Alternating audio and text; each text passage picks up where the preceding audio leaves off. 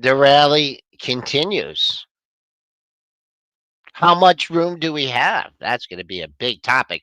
Dennis wants to talk about resistance. I'm not really sure what resistance is in this kind of market, but we'll get to that. Secondary earnings, Tesla deliveries, kind of baked into the price is what we're seeing. Some analyst readings moving stock. Nothing super crazy here on pre-market prep, but you know what? We'll find something to make it crazy. Let's get it started. Oh, don't forget Brian Shannon, 8:35 from AlphaTrends will be joining us. And a big day on the Stock Trader Network too. Be there. Let's get things started, Brent. The volatility right now is really incredible. Wow, look at that consolidation on the upper right chart. You know what we've seen this earnings season? Some of these expected moves get even more violent. This is why I have switched my strategy 10 years ago. And if you're chasing, you're in trouble. Okay, all right. We all good to go on the networks across the nation, across the world, across the globe? Give me a thumbs up there, Brentster. Looks like we're good. Okay, the guys in the background, S&P futures trading up 13 and a quarter handles, 58.2875. Already cleared yesterday's high.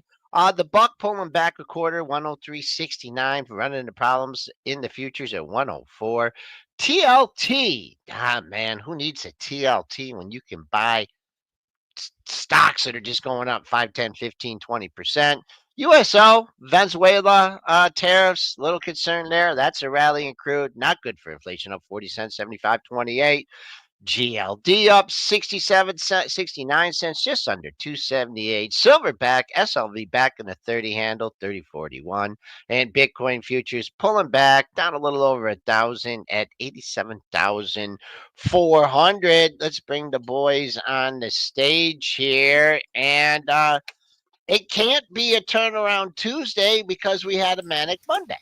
No, so we were struggling for a title because you need those T's going. So it's going to be Technical Tuesday because we got a lot of levels and we got a lot of technical levels to talk about. So that's what we went with. This title, this takes us hours sometimes to come up with this title, I tell you. We work hard and hard to come up with Technical Tuesday. Christian, how are you? Good morning, guys. How are you doing? Going. A little bit of snow here once again. I don't know if we're ever going to get away from the snow in the Georgian Bay Area, but you know, besides that, it's another morning here. My boy's losing this molar tooth, and it's just like hanging by a thread, and it's like killing him there. So, you know, he's really crying a lot about it because it's a big one in the back, and it's just painful there. So he's trying to get that out. He's tried to operate on it for about an hour this morning, trying to rip it out of his mouth. I was like, maybe just let it go, but he wants her out now, so he's working it. Fun. This is what I do. Snow and child care. Well, you know What's what that? you do.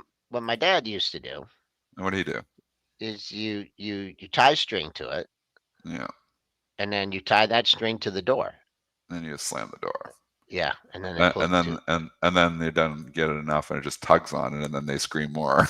I don't know. He don't like anybody touching it, so he usually rips them all out himself. He's always been pretty tough like that, just getting there ripping himself. But he was in there operating last night. He had it so. You know, when you're ripping on trying to get it, he's at it so sore now. If you would just let it go, it'd kind of just come out naturally. But we want to, you know, play with it and reef on it there for an hour. It gets pretty sore. So, yeah, that's my morning. How's the markets? Up again. Relentless bid. That could have been the title of the show too. Relentless bid. The chase is on. People are like, oh, missed it. Got to chase. Chase is on. 580 on SPY. We're starting with big levels right away. That's my number. That's where the markets feel like they want to go. That would also be approximately the 50% retracement of the whole down move from February, March. And we know how we on this show have always liked 50% retracement. So that's the number I'm keying on for SPY. If you're looking at stocks, I think we get up into that 580. I think you're taking profits. And yes, Topher is saying, is it's not just short covering? Here's fun. So stop for, 1 minute of education. Almost all bear market rallies start with short covering. Why? Because they're locking in profits. People get scared to buy stocks going straight down. The only people who aren't scared to buy stocks going straight down are the shorts because they're exiting trades. So fun, when stocks are really, in trouble, it almost always starts with short covering. Then it builds to where people are like, ooh, was that the bottom? Ooh, I got a level to lean on. Ooh, I want to chase a little bit. We're going to have Brian Shannon, on the show as well. And Brian, is not one that catches falling knives, but Brian will come in after the falling knife has been caught when it's safer to come in. So, we can ask him about this stuff too here. But almost all rallies when they've sold off significantly, stocks sold off significantly, start with short covering. Getting a little help too, besides the short covering. The little guy. Yeah, the retail trader is alive again. Alive. Kind of been in hibernation here for maybe a week or two, couple weeks. Got hit pretty good. My Twitter feed was pretty quiet. They've come alive. The Tesla bulls are alive. It's alive. It's alive. Tesla bulls are back in town. Tesla delivery numbers down 42.6% year over year in Europe. Doesn't matter. The initial dip gets bought right away because now they've accepted the fact that Tesla first quarter is going to suck. So the market, when you see stocks going up on bad news, and it is bad news, then that's more signs of bottoming action. Now again, Tesla's had a pretty big run here. I think it's got a huge resistance level coming up at 300. But man, did Elon Musk ever turn this thing around? He was really the one, obviously last week, saying, I'd hold on to my Tesla shares if I was you. Long-term future is really bright. That kind of has kickstarted it, and it hasn't stopped. It's been running and running and running. Christian, give your love. I mean, that 300, that looks good. I mean, to me, on the dailies, I'll just make it simple.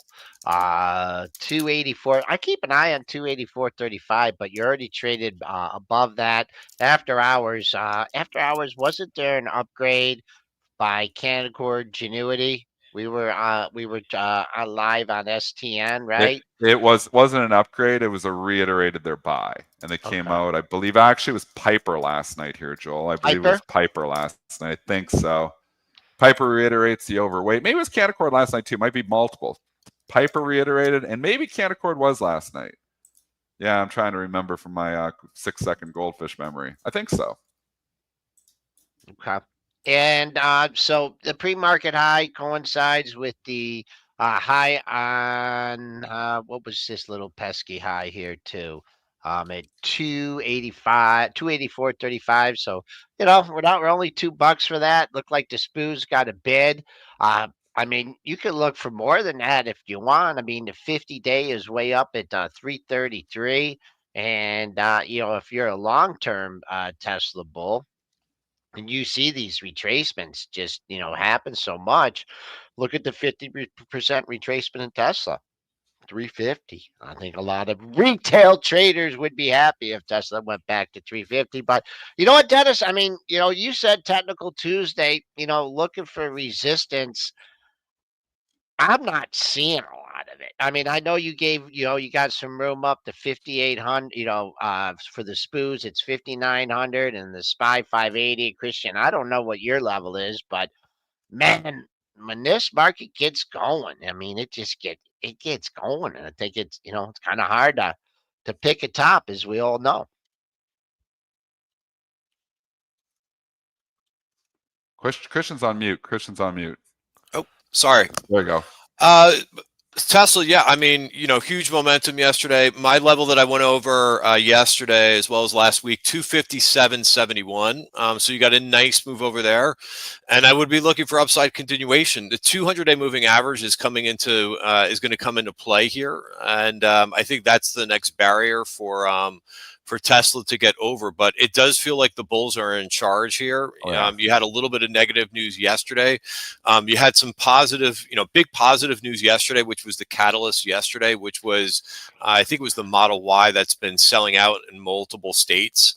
But I think when you've got a little bit of bad news on the tape, and the name is still really strong, I think that's really important. Next upside level that I would watch is 291.72. So I would target that in the short term, and I think that lines up pretty closely with. No, that'll be a little bit above the 200-day moving average, but that'll be also in play for today. I'll just stick, and it's going to be big level Tuesday here, and there is big levels coming up for everything. So I'm just going to ballpark it to $300 and just say like 300, big round hole number, probably a lot of optionality there on Tesla. Just like SPY, I'm just ballparking to 580. Just, looking, we've had a pretty good run. Where would I take some profits? Would I take some profits on Tesla at 300? Absolutely. I still have some in my long-term portfolio. Will I lighten it up where I'm thinking I'm going to get another shot? I don't know. Tesla's such an interesting story because we know the first quarter's not been good at all. Data international sales not been good. But the Model Y obviously coming, and a lot of people I follow on Twitter, Gary Black, huge Tesla bull. Thinks a lot of the Tesla week 1st January, February was because they were getting ready to buy obviously the new model. So they're not going to buy an old model when the new one's coming out. There's some of that for sure. I won't argue that. I do believe there's a lot of brand damage happening here too. I mean, I think it's hard to argue that it was 100% everybody just waiting and that, the brand damage isn't real. The brand damage is real, folks. Stocks don't get cut in half just for no reason at all. And that's what happened. The question is, how quickly can Tesla rebuild the brand? How quickly does it get past that? That's what I've wondered for a long time. I've been all over Tesla 2024. It was my best stock of the year. It made my long-term portfolio. Obviously, I sold it early in 2025 because I was worried about the brand damage, which was correct to do. The question is, do I get back in? I'm still uncertain. So sometimes You're not it's okay getting to back be on up the here, sidelines. Dennis, because you don't chase. Oh, I'm not chasing it here now. No. Yep, you're gonna need another. You know what? You're gonna need another check back. But you also let's get a couple technical levels here and other stocks too. The hood coming back up 48.72 right there. If your average, if your target was the 50-day moving average, boom, you're right there. I don't have anything else there. I mean, I know 50, Dennis, you mentioned that's a psychological number. I think you're chewing. You had 3 highs right here at the 48.40 area. So there you go. If you're just going based on your dailies, the next daily high is 54.84. So I'll just give my technical levels. And then if you guys want to jump in and give your technical levels, go ahead. And then we can move on after that. JP Morgan, boom, that has some. It's just airy. It's up $1.44, trading above yesterday's high, I believe. Next target for JP Morgan for me. Oh, right here. 249.36. That's your March 6th high. And then your March 5th high, 253.05. So there are my technical levels for the stocks that we wanted to cover. I own JP Morgan. I was one that brought that up because I'm like looking at it and thinking, I bought it at 240, ran to 280, it's down to 220, 50% retracements back at 250. I'm like just looking at this. I'm trying to go big picture here. So I mean, we all get caught up in the short-term momentum. When stocks were going down 2 weeks ago, it's like the end of the world, and it looks like, bears have just won and it's over. There's always snapbacks, and this is a snapback rally, really taking 6-7 days. The question is was the bottom put in back on March we can just grab the date, March the 13th, or do we have a retest of that eventually? It all depends on what these reciprocal tariffs look like. So, obviously the market rallied yesterday on the news from the Wall Street Journal that they weren't going to be as broad and, as deep maybe as initially feared. Market loved that. Market is built on it. It's what's held the market down a lot. And we know there was a growth bubble. Christian, you've pointed this out. There was a growth bubble in all these growthy tech names, and that came off significantly here. But what is kind of reigniting it is the talk that these tariffs may not be that bad. So, Christian, how do you approach, now that we've kind of bounced back in a lot of cases, almost 50% of the losses back in the last, 7 or 8 trading days? Do you look at this as a snapback rally, or do you think there's something to build on here? Oh, CF, you're back on mute again. Sorry. I think that you have to kind of go back to we've had a correction at this point. There's been a lot of uncertainty in terms of the tape and tariffs. I do think that, things from a valuation standpoint, we've seen a rotation into international. And now that international has really outperformed year to date, I think European financials are up 24%. I think that you might begin to kind of see a rotation back into the US, especially when you've got that tailwind of strong seasonality at this point. So are we going to retrace all the way back up? I don't, it really depends on the group. You bring up financials, and, financials were the lead. You're definitely one of the leaders last year. They got hit pretty hard. But even last week, when the market was trading in a range, the S&P, the Qs traded in a range all week long last week. You had the financials really do something a little bit different. They got going. To your point, JP Morgan got going. Wells Fargo got going. Citigroup did decently as well last week. So I like that move. I know that there's a lot of eyes on Robinhood as well. Yeah. Another stock that I'm watching in that group is Interactive Brokers as well. All right. Hasn't made as strong of a move from the lows, but I like JP Morgan. I think a lot of people compare JP Morgan to the overall economy. So Yeah. I like the fact that it really rallied decently too yesterday with a lot of growth stocks. I mean, it was basically an everything rally, and we have seen breadth turn too.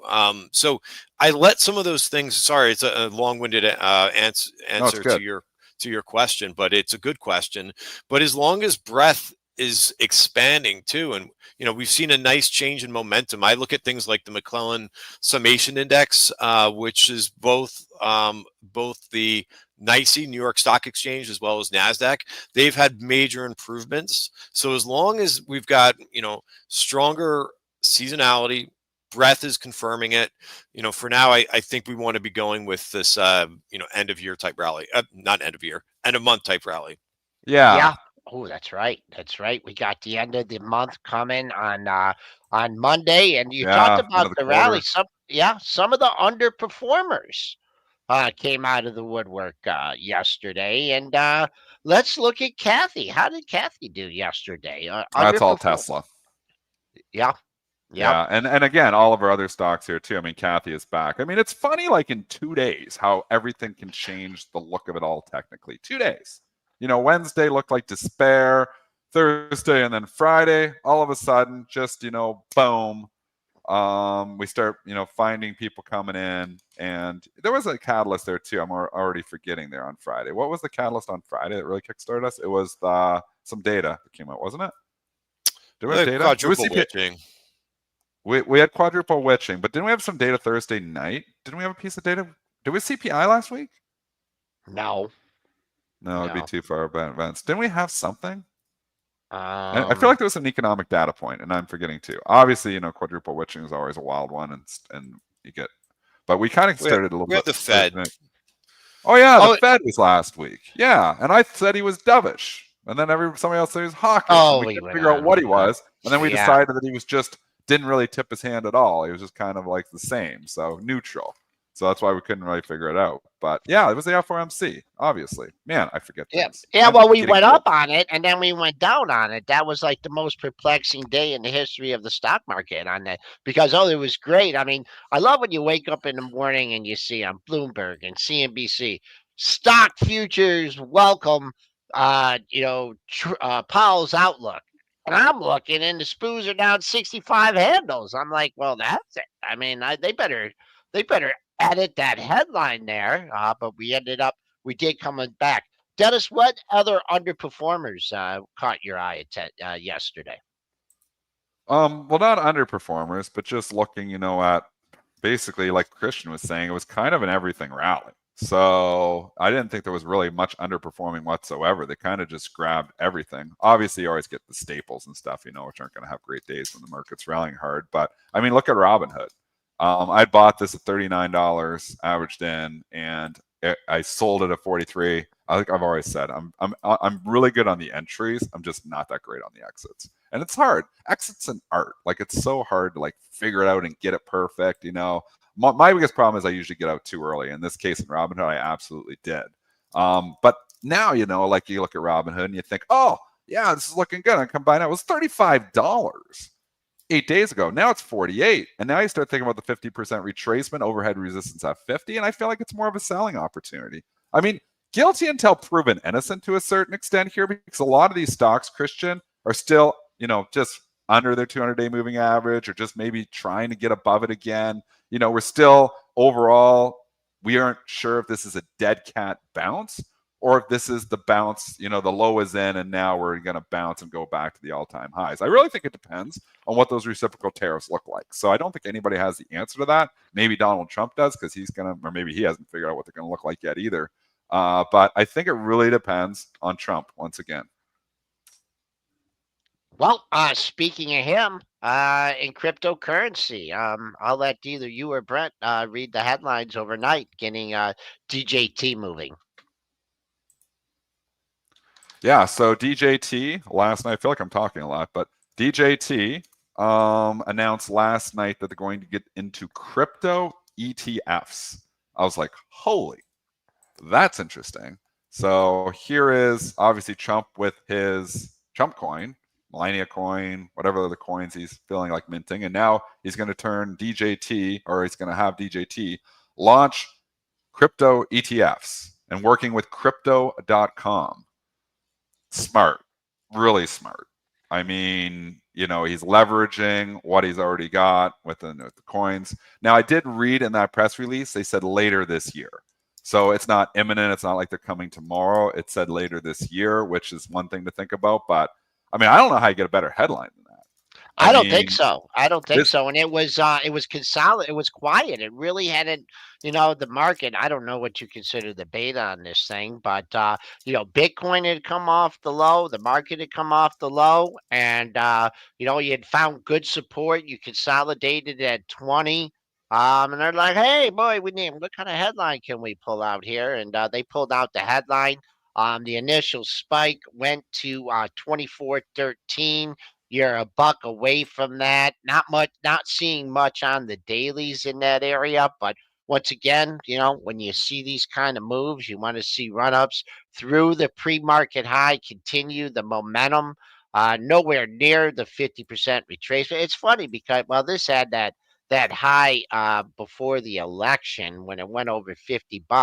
But when the market rallied back in earlier in January, didn't have the same relative strength here. So kind of divorcing itself here from the market, but a nice pop. It's just a matter of where other these 2021 buyers here just want to go cha-ching and, register out here at 23. The next daily high, if you really think this is going to come into contention, the repair highs at 23. We are above that. The next daily high comes in at 24.98. So there's a look at DJT. I mean, they've got to figure out what they are. And I mean, I think this is just, something that maybe a lot of people speculated they might get into is somehow crypto ETFs, launching a whole bunch of these, and they got their own coins and stuff like Trump coin. I mean, it just makes a lot of sense. I mean, you got to hand it to Trump. He's figuring out how to monetize his presidency. I mean, this is impressive. So I've never seen it before, launching obviously a Trump coin on the day he was, obviously coming into power and, and then looking, and then taking DJT, going to make it crypto.com. I mean, it's smart. He's smart. Christian, you got any thoughts on this? DJT's not one that I've really traded that much, but definitely interesting news in that space, and the administration continues to be have more of a dovish feel for overall cryptos. I like the move in Bitcoin yesterday, confirming the move yesterday, kind of like I use that for a risk on proxy, and it's starting to kind of move back above that 50-day moving average, just a touch, and whoops, I'm looking at the wrong Bitcoin thing up here, but I like the move. I also like what MSTR has not been a name that I focused on that much recently, but it had a nice move, and it's now moving above its 2025 value area, and I've got that on the watch list for today, and I'm looking for a move. I see next resistance in MSTR right around 350, 260. So that's on the top of my crypto watch list this morning. But I don't trade too many of the cryptos, but I look for whichever one is kind of showing a little bit of a technical setup, and I like the technical setup today in MSTR. Well, even though we're out of the crux of earnings season, we still have earnings stocks moving, and we had some fun with Triple D yesterday. He got down and dirty in key. More dirty than Yeah, anything. poor dirty, poor dirty. It was quite. It was interesting. I'll give you the report, and then Dennis, you can walk through the trading action. It was a double miss. They missed by a dime on EPS, and they missed on sales. The guidance, wasn't that great either. Well, the good news is you didn't go long into the report, so that's one. But No, and I thought about it too. That would have been a disaster. I was like, this yeah, thing's washed out. I'm like, if they say anything okay, the stock could rally on it. That's what I was saying. But I was like, I'm not going to go. I waited and actually, we were just looking at the expected move there and talking yes, about it in the chat. The expected move was around $5. I think it was around $5, and it was down at like 56 to like 66 was basically the expected move range. So I was like, I'll bid down near the expected move bottom at 56. Well, it reported the miss, and obviously, the number's not good. Boom, I was long instantly, and I was like, well, that's interesting. Bounced up to 57. I was like, ooh, that could be good. And then it started to cut through, and I was like, down to 55. I think I might even trade in the 54 handle. So it I ended did. up cutting the loser and losing 50 cents on it. But it has bounced since then. So I was right. It's just a little bit too early. Yeah, yep. You're like, well, I'm gonna get. Oh, yep, I got it. And then I think on that initial spike is where it went down. But we were watching this and afterwards, and in the after hours, and it after like the dust settled, you did see a 56 bid appear, and then you saw a 56 also this morning. So that was a nice recovery. I mean, a miss, and lower guidance. I mean, hard to be long, but you did stick it out. You toughed it out. If you're looking for a gap fill in this one, 59.90 was the bottom of yesterday's range. It's always $2 away. Sometimes they get to that area. I think the fact that we distance ourselves from the pre-market low, I think that's a good sign. 54.45, and I know you're in it, Dennis. When it went to, I was watching the prints. And if you would have immediately been out there at 57, I mean immediately, you could Yeah, have you got could have you snuck could out have for a quick gotten it. buck. You, And then they grinded it. Then they gave you the pain. They gave you the pain. And then of course, you got a million other things going.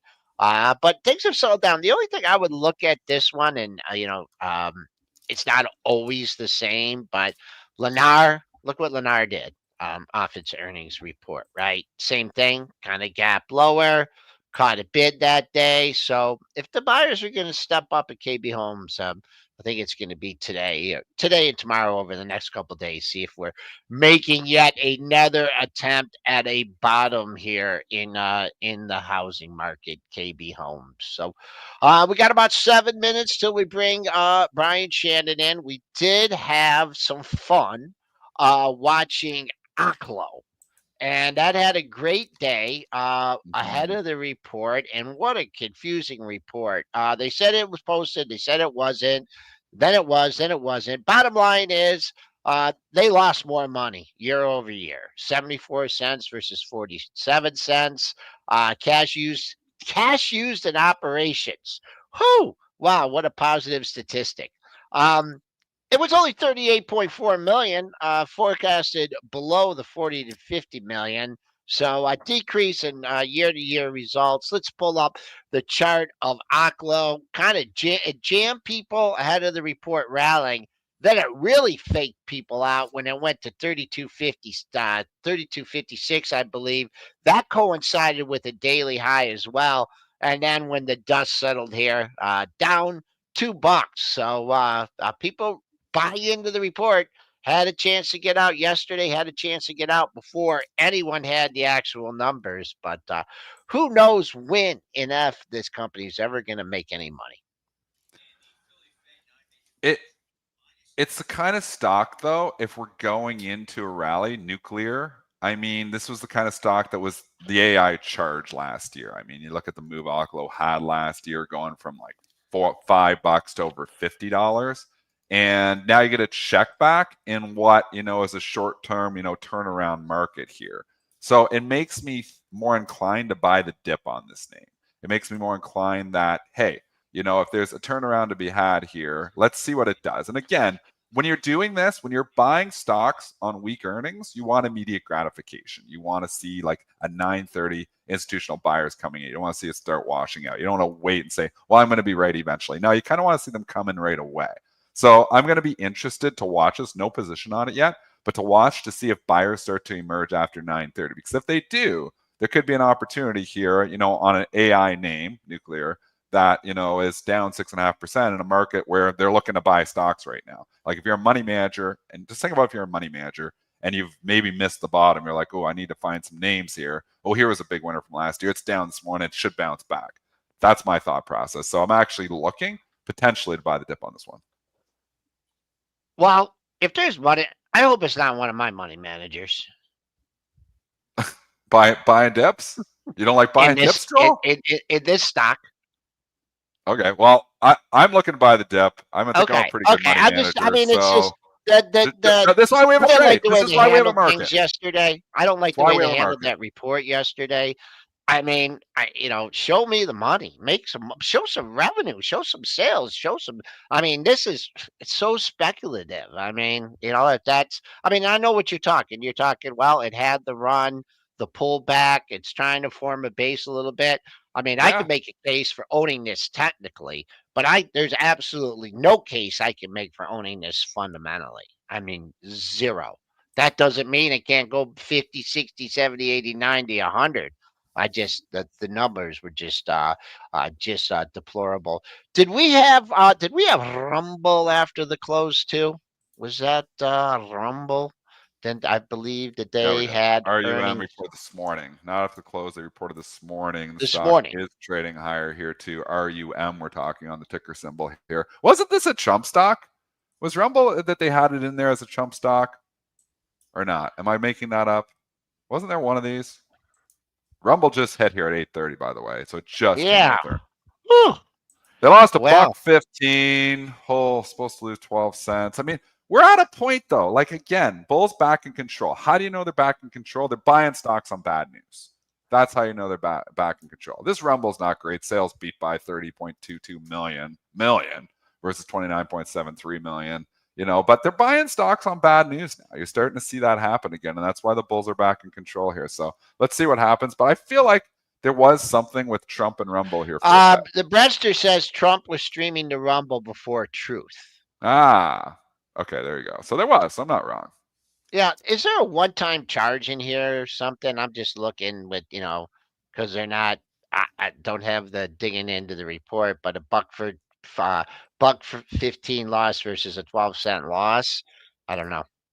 To me, I wouldn't be too happy if I was long that stock and saw that's a huge. That's over a buck miss. Losing more than and there may be not like when these numbers initially hit, and we have Brentster working the news wires sometimes too. It's not just always that easy. Like it's not like they lay it all out for you nicely. Sometimes they give you the numbers and you got to go comp and you got to go look. Like Brent, this stuff in the background. I know Brent's in the background working the Benzinga news desk for 10 years. Sometimes they just don't lay it all out for you nicely. Like Oklo was a mess yesterday, and you were digging and trying to find the comparables and going back, and then the quarter was there, but they posted the wrong link off the bat. Brent, just brief us just quickly here, on, the background news check, because you specialize in this for so long with Benzinga. Sometimes it's just not that simple to just grab the headline number, compare it to, the last quarter and say, okay, or this estimates. They don't always lay it out nice. And just staying to Rumble here for a sec, the sales figure does look like it's comparable. 30.2 million does look like it was a little bit of a beat versus the estimate. They have an adjusted EBITDA figure in here, which might be their chosen metric. The thing is, zooming out for a sec, the thing is that different companies have different important metrics. Adjusted EBITDA can be important for some companies. The bottom line can be important for some companies. Like rent per revenue per square foot rent could be something for like a REIT. The net loss for Rumble here was $236.8 million. They had a $29 million loss for the same quarter last year. So like my kind of a little bit of a lesson here would be, if you can compare the sales, do that. If you can compare the earnings per share or loss per share figure, do that. If those don't look comparable, then you got to start looking to other metrics like average revenue per user. Rumble is given here 39 cents versus 33 cents last quarter. So that was up. So like you're saying, Dennis, unfortunately, it's not that easy right away. Sometimes you can compare them right away. Sometimes you got to really dig. And that leads to a lot of uncertainty in the stock trading right after. With the ACLO yesterday, the company issued a press release. The press release was out. I was like, it's out. The press release is out. I click into the press release. The press release says, if you want to see the results, go to the shareholder letter on our website. So I'm typing over there. I go over there. I go to the shareholder letter. It's still the last quarter shareholder letter. They hadn't even updated on the website yet. And so you guys are watching the tape trade, and we're like, Dennis, you're like, it's not out yet. There's no volume here. It's not out. So yeah, I wish it was cut and dry always, but like a lot of times it's not cut and dry. A quarter of the time it's not cut and dry. Yeah, they don't always lay it out all nicely. We do have Brian Shannon is here now, so if you want to play that guest intro, we got Brian Shannon ready to rock. Here we go.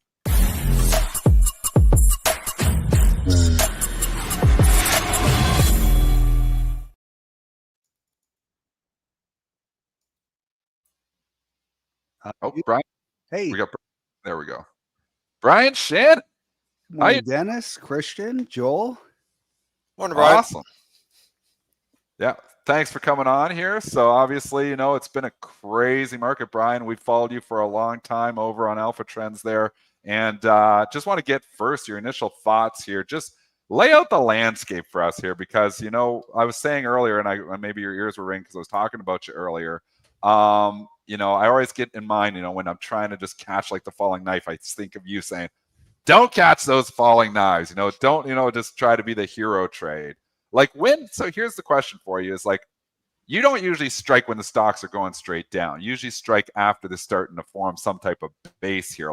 When is the Brian Shannon sweet spot to come in, on maybe some of these beaten down names? Yeah, really, when we start to see that 5-day moving average kind of flatten out, we get the range compression. So we get the sharp sell off. It starts to slow down. That 5-day moving average kind of the slope slows down in terms of how fast it's declining as the range tightens a little bit. And ideally, we get a really nice tight range. And last Thursday, it really looked like that. And then, of course, Friday morning, we had that terrible gap lower, which was quickly bought. But that really kind of, if I took the day off last Friday, that would have messed with me a little bit Friday morning, I think. It would have taken me a little bit of time to realize that we were, in fact, the buyers were gaining control. But the point there is, on the very short-term basis, it's about how are we handling the VWAP. If we, gap down like we did Friday, we kind of, go back and forth above and below it, but then we see prices hold above the VWAP, test it a little bit, and then rally from it. That's my sweet spot there. So yesterday on the gap up, chase the gap or wait for VWAP is something I've been talking about for 20 plus years. Excuse me. And we saw that yesterday perfectly happen. It gapped up, it pulled back for about 5-6 minutes, got back above the VWAP, and then that was a perfect buy. Palantir in particular was a great trade off of that yesterday. I had a nice move on that one. And nice. I played that through PLTU, by the way, which I don't know if do you guys get involved in those when you're trading some of the large caps? The doubles? I look at them. But all those double levered and triple levered ones, they're fun actually. But I try to just usually stay with the common there because when you get into these other ones, sometimes they get thinner there too. But I mean, you want some leverage. There's like these double longs for everything. It's like weird, double long, double short. I'm like, I always just think buy twice as much stock if you want to get in there. But I guess these are kind of just ways that they get around, the leverage rules there for like the smaller retail investor, I think. But, I think they track pretty well though. They're great for for what am I trying to say? Protected accounts, IRAs and that sort of thing. Not Right. protected, but Makes sense. so they are, they're like you said, they're fun to play. There's something about the psychology for me. I don't know why. It's always just been this way for me. I like a lower price asset and trading more shares. That's just my psychology too. It allows me to, have more control about peeling out. You can take a lot of exits versus, having so much tied up in one of the, so like Tesla, there's TSLL, TSLR, TSLT. They're all double long Tesla. It makes no sense to have three of them doing the same exact thing. And they're all very liquid as well. It's insane. How is it that they keep approving these things? It seems like they have so much trouble like approving. They went through such a saga and drama with the Bitcoin ETFs, and there's a different, I guess, SEC person there now. But these double, triple, like they just make them up like very quickly, and they're there to trade. But you want something, yeah, exactly. But you want something quick to trade. I have not to. It's a great question. I have some of these names have plenty of momentum for me, just single beta. So, like look at I don't know if you're trading like TEM. Some of these moves yesterday were just unbelievable in terms of like go up 10-15%, no problem when they've got the momentum. But it's to me, it's a bit scary to have these things double, triple. Tesla's one where I think, okay, that makes sense to me because it's a bigger name. But, could you imagine a double or triple on TEM? That thing really moves. Yeah, I completely missed that one yesterday, but I'm looking at it with yesterday's VWAP, and man, it just held it perfectly all day long. There was some beautiful, if you didn't have to own that thing before the open, it touched that VWAP and bounced numerous times. And that one at 2 p.m. as it bounced from the VWAP into the close, that was a beautiful trade. So I wasn't paying attention to 10, but that was a nice one. So could I ask a question? Like, I know that when you look at the indices, and do you associate now, essentially now that we have seen this nice little move that got started, at the end of the day on Friday, you usually have like a green light, yellow light, red light. Are you flashing at this point, like basically a green light in the short term, to say like it's go time right now? To a degree, yes. And that, what I show on that chart, I think what you're referring to probably is those charts on TradingView where I kind of color shaded where are we in relation to the 5-day moving average. If we're above it and the 5-day moving average is rising, then it's got that green tint to it. If we're above it and the prices, or I'm sorry, if we're below it and the prices are declining, then it's red and yellow otherwise. So that's just kind of a not a dummy proof way of looking at it, but just a real easy, nice visual guideline that does, green doesn't mean just buy it. You have to ask yourself, where have we come from and where do we have the potential to go? So we've just come from, 558 on the SPY up to 575 right now, 576.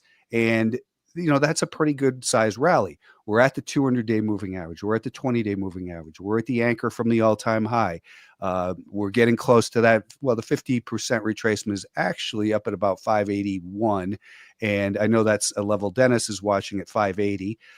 So those, you have to look at it and say, have we expended a lot of energy getting here? And it doesn't mean I just go in and buy. It means, okay, we're in a favorable environment. Let's look to the shorter term time frame and try to fine tune an entry so that I'm not the guy buying after it just rallied this morning from 573 to 576. I don't want to buy after this 3-point rally in the last hour and a half. I want to, see that it gets to, pull back, make a higher low. And then as it starts to emerge from strength again, then I can be a buyer with a stop underneath that higher low. Hey, Brian, if you want to show your charts, it's up to you. If not, we can kind of walk through some of them. Yeah, so let's Sure. go But I for like as well. So you've got basically your buy point to say, okay, you're going over like an anchored VWAP, and then you're going to basically look at your overhead VWAP too, to say, hey, this is a place that you should be taking. Might be some resistance, level of interest, Yeah, and you should be taking some profits, right? level of interest, exactly. I mean, nobody knows what resistance is. We have levels of interest that we say, hey, that's a logical spot that the sellers might show up because we have this prior low in here that's coming into play. We have the declining 20-day moving average, that's the 200-day moving average. So that's, typically where we're going to encounter some supply. So it's a level of interest. But if there's no proof that the sellers are there and I short it and it keeps going up, I'm not going to say the market was wrong. I'm going to feel like a dope because I'm, fighting the trend. Maybe this thing's going to rally all the way up to the year-to-date anchor up here at 585. So the shorter term time frame, again, we're above that 5-day moving average. We're testing this VWAP. So I'm cautiously optimistic in here. When we look at the SPY yesterday and here this morning, we're in an uptrend. So you can't fight that. You have to look at it and say buyers are in control. If we're, I'll keep an eye on, for instance, the week to date volume weighted average price. And if we start to do something like, let's say we start to do this and we come down, we bounce on it, and then we break below, and then that week to date anchor traps it, then I'll think there's probably a short scalp down towards that 5-day moving average with a stop above here. So it all plays out in, the evolving picture. It's never static. And I talk a lot, I tell people this, that, I talk a lot about the indices, not because I'm always just trading the indices, but because the same rules that we can apply here on a consistent everyday basis are applicable to the stocks. It's not that I'm just trading the SPY and the Qs and the Russell 2000. I'm looking at it and saying, here's an opportunity to teach these concepts with the same thing that we're talking about day after day after day. And for the NASDAQ, there's that anchor from the all-time high. And yesterday on my tweet stream, I showed the high in 2021 in the Russell 2000. So that's this peak over here. And if you go look at it, I showed the daily chart along with the 30-minute time frame. And the 30-minute time frame showed that the first bounce right in here came exactly to the anchor from the all-time high. And then we saw this happen. So it doesn't mean it's going to happen again, but we have to look obviously at historical precedents. That's what a lot of people do with saying, 8 out of 10 times after a decline of this magnitude, this happens. That's all good information, but it's not necessarily actionable. Neither is this anchored VWAP from the all-time high until the market proves that that's a level that we're finding supply that overwhelms demand.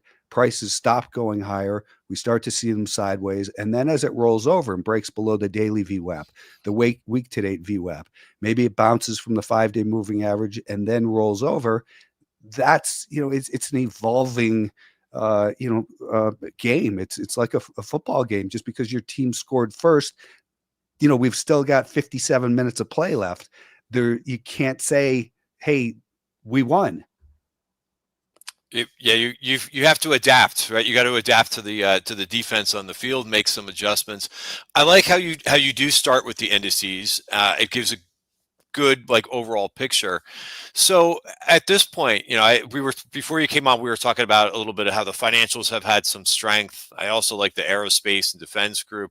How are you going about finding your individual setups? Does it have to be something in terms of, are you looking at relative strength or weakness, or is it more just a case by case single stock situation?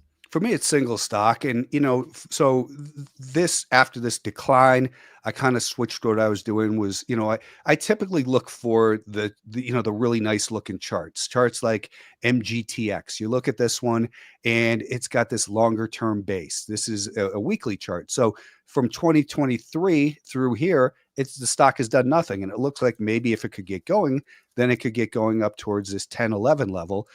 Here's the daily chart, big volume breakout, nice low volume consolidation. And this is the type of stock I would typically trade, is an individual setup. And of course, I've still got my eye on it. But the action right now is where's the big money going? They're going into stocks like Palantir, and they're those are the names that it's easiest for them to put money to work and get some quick performance in. So again, on Palantir, we had that chase the gap or wait for VWAP yesterday, the bounce off the VWAP and excellent move into the close. So those are the names I'm looking at. So a stock like, and I think it's a garbage stock, truthfully, but and they got a downgrade from Goldman yesterday. Is this SMCI?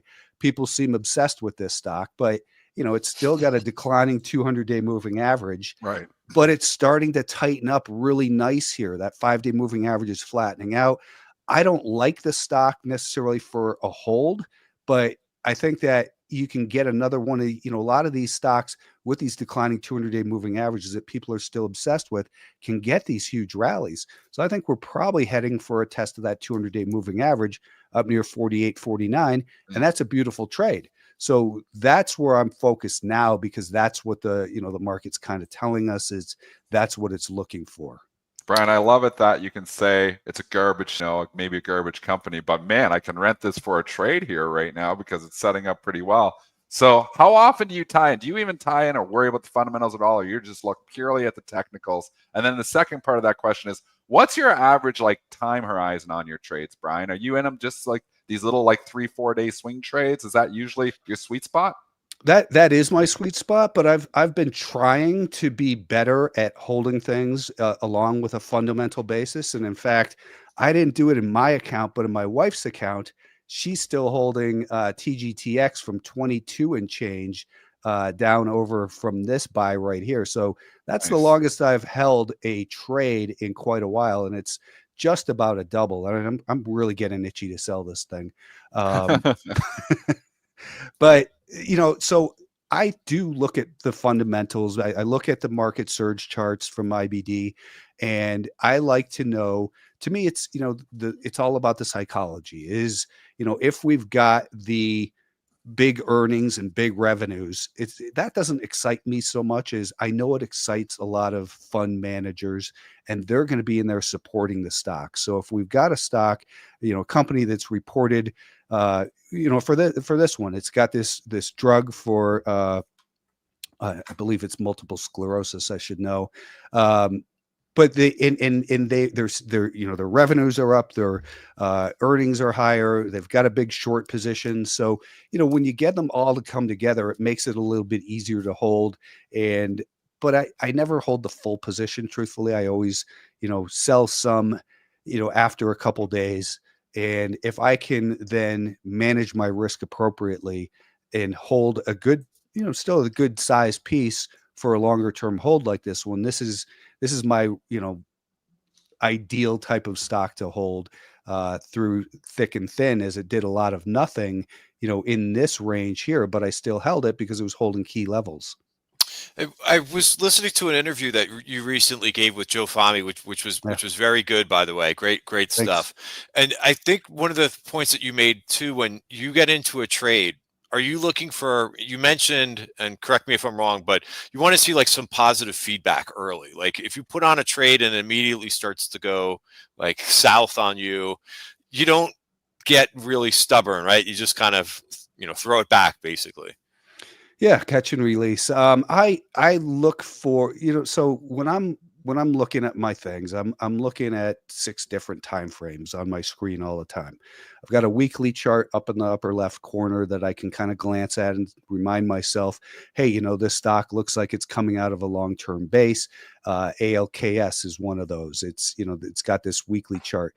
So I look at it and I've got that. So it reminds me, hey, this could be potentially a bigger play. It's got several years that was resistance in here. It has held as support so far. And then I've got a daily chart that I look at and say, okay, we're holding, we're getting back above that 20-day moving average. That's good to know. The 20 is above the 50. It's rising. The 200-day is rising. We're above the year to date. Then I've got a 65-minute time frame, and I've got a 30-minute, a 15-minute, a 5 minute and a 2 minute, where I want to look at the 2 minute and go, wait a minute, what's going on here pre-market? This is not part of the plan. So I'm not in this one yet, but I'm looking to get involved possibly today above this little peak here from yesterday afternoon. And then my stop was going to be under here. So, that pre-market tells me maybe there's some news I should go look at after I'm done here. And so the point is, Christian, to answer your question, that by looking at so many time frames together and saying, this is the spot where it should go, I think I've got precision timing. If it doesn't move right away, and it should be, but it's not. So I start peeling a little bit off, maybe, especially if it starts breaking down on a really short-term time frame. And by the way, if you guys get out to Vegas, you got to hook up with Fami. It'd be great to hear your stories.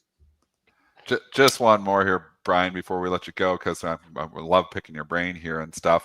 One thing that I've always struggled with is, and I'm just picking up to what you said a minute or two ago, like, I get out a little bit, is I've always been really good at entering. I say this on pre-market prep. I'm like excellent at getting into trades. I can really identify it really well. I suck at getting out. I always get out too soon, never usually too late. It's always too soon. I joke that I'm like the first guy that takes the bite off they serve me the dinner. I take the first 2 bites and then I leave the whole rest of the plate for somebody else that comes and scarfs it all down. How do you approach, is it all about just scaling out, or is there a better strategy? Talk to me about exiting trades. That's always been my problem as well, Dennis. I always say well, that. not alone, then. Well, I always say that, I'm just not greedy enough. I need to work on my greed. That's really, that's been kind of like a little thing I tell myself: work on your greed, be greedier. Greed is good, right? The Gordon Gekko speech. So for me, it's about scaling out. Listen, I hate to lose money. So when they start going against me, I just have this visceral feeling. So the way I handle my typical swing trade is, if it gets up to daily R2, that's the traditional floor traders pivots. Nice. Then I'll take a third off. If I get out, that first day, if I get it up to daily R2, I'll either take that third off, or I'll start using a trailing 2 minute low in that area if we've got really strong momentum. The second third. So let's say, for instance, I bought ALKS, and so if we got rid of today's bar, let's just get rid of that so we don't see it. So let's say I bought ALKS above this little peak here. It got to daily R2, which might be at this point. Then in a couple days, if it breaks out right over in here, then I look to sell a third on the breakout. Not always at the breakout, but I handle it like R2. I'll start to, really tighten my stop on half of my balance, or another third, because I have to ask myself, who's buying the breakout? People who buy breakouts after the stock just moved 10% are generally not going to have a good experience. So I want to sell some to them. Then if it pulls back like this, I'll give that final third a little bit of extra room. And typically what I like to do is say, give it room to the rising 5-day moving average. As long as we're making higher highs and higher lows above that, then maybe the stock goes to 38, finally makes a lower low below the 5, and then I'll get out. And maybe that'll be 2-3 weeks later. So that's how I'm trying to work on it, Dennis. Any tips you have for me? I'm interested in hearing that as well. Don't listen to me exiting trades. You can listen to me entering them. Don't listen to me on the exits. We've been on the line with Brian Shannon, CMT, trader, author, technical analysis, and multiple time frames. And I got one more question for you. Since you're an orophile, what is your favorite mountain range? Oh, that's a good question. I mean, the closest one to me, the one I can get to super quick, excuse me, the Front Range Mountains here in Colorado. So I got some scratch in my throat here this morning. That's okay. That happens. We all have it. 100-day cough. So, the Front Range Mountains of Colorado. So, the ski mountains, this year it's the Icon Pass. So that's Winter Park, Copper, Okay. Arapahoe Basin, anywhere I can get to quickly. Nice. That sounds good. All right. Thanks, Brian. Well, I have a feeling we'll be dialing you up again real soon. Brian great. Shannon, Look forward to it. joining Thanks. PreMarket Prep. Thanks, Brian. Holy plethora of information there. That was a lot. Like, I love the way he can like multitask it too. He's drawing on the charts and he's like making his own. Like, he's good, man. Brian Shannon. He's a pro. He's He is good, a pro. man. Yeah. I can't multitask with the darn. I start trying to like draw on charts and talk at the same time. I don't even know what I'm talking about. Multitask master right there. CF. Uh-oh, there's the cop. It's boy, contagious. Dying. It's contagious. It is. Well, I've had it for 100 days. I probably gave it to Brian just by tweeting at him. Christian, I just want to get your closing thoughts here. You know, this market, obviously violent rally the last couple of days. How do you approach today? Well, I want to see if, we had a big rally in momentum names yesterday. Like, all those names, I see Reddit being mentioned in the chat too. A Reddit, a Palantir, these things kind of came alive yesterday. I mentioned TEM, which was also a name that I was watching yesterday. So I'm watching to see if like those names are going to go again. Tesla's another one that you have to have on your radar this morning. But these could be kind of renting type trades. I don't know if those are going to be the names that are going to come back up or be leaders, or if they've just seen a hell of a rally from the lows. So I'm kind of looking at those more as renters versus like swing trades. I liked yesterday. I mentioned a little bit like the aerospace and defense group that acted really well. That's very close to new highs. ITA is very close to breaking out again to new highs. So I continuously look for new swing trade opportunities. But I'm looking for today. Could be like another nice day trade day. We'll see how the momentum carries through the session. Okay. All right. That's a wrap for today. Joel Elconin from Wedbush Securities will be joining us tomorrow on PreMarket Prep. We're going to do the old switcheroo here, go to the Stock Trader Network and continue our morning coverage. We did not get through a lot of stuff, so we'll be carrying you through that open, and see you all over there. Yeah, and if you wanted to just sign up, obviously